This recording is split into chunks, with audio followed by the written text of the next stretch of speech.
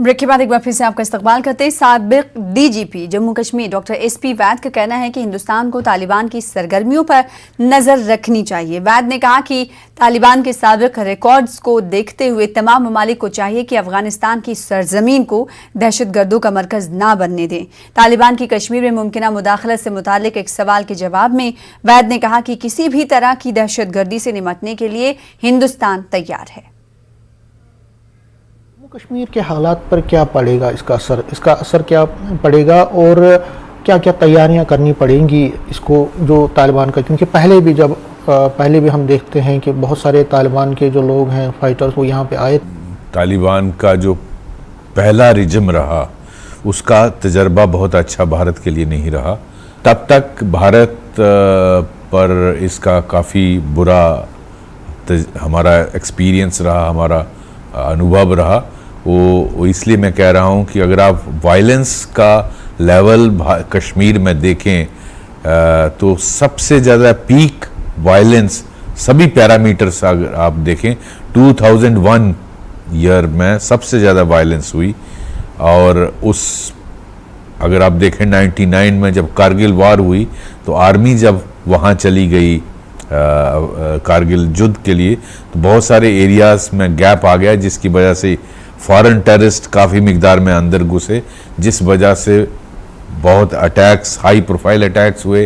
फिदाई attack का जो phenomena था, सुसाइडल अटैक्स उसी पीरियड में हुआ, चाहे वो बड़े बड़े अटैक JNK असेंबली पर अटैक हमला, पार्लियामेंट पर हमला, बहुत सारे ऐसे हाई प्रोफाइल अटैक हुए।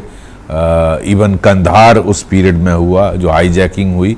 लेकिन अब तालिबान ऑफिशियली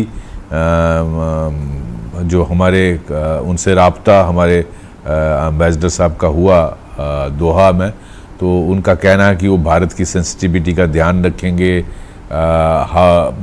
हम अपनी सॉइल जो हमने अमेरिका और वेस्टर्न कंट्रीज़ को प्रॉमिस किया है कि इसको इस्तेमाल नहीं किया जाएगा, लेकिन भारत की एप्रीहेंशंस हैं वो ये हैं कि कहीं तालिबान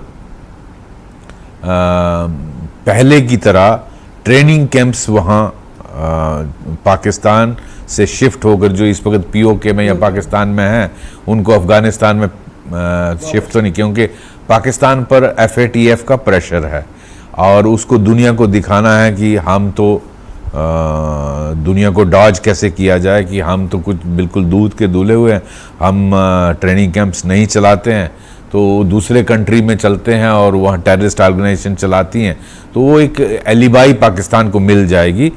उसमें अफ़गानिस्तान या तालिबान को पाकिस्तान की मदद नहीं करनी चाहिए। ये बात भारत को बड़ी क्लियरली कहनी है। एक रिपोर्ट जो पुलिस ने भी माना है कि जो नॉर्थ कश्मीर है वहाँ पे एक डेकेड के बाद पहली बार ऐसा हुआ है कि फॉरेन मिलिटेंट्स का ज़्यादा नंबर है वहाँ पे। भारत भी पिछले 20 साल में वैसा भारत नहीं है, 1990 वाला भारत नहीं है।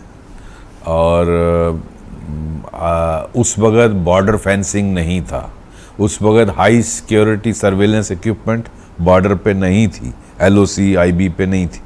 आज सब कुछ है और वो आज भारत की पॉलिसी वो वाली नहीं है कि हम वहाँ जाके हेट नहीं करेंगे। तो ये सारी बातों का भी मद्देनज़र रखना चाहिए, ध्यान में रखना चाहिए लेकिन यस, एक बात से डिनाई नहीं किया जा सकता कि तालिबान के अफ़गानिस्तान पर कब्जा करने से एक दुनिया में, सिर्फ जम्मू कश्मीर में नहीं पूरे वर्ल्ड में टेररिस्ट का मनोबल बढ़ा है, इसमें कोई शक नहीं।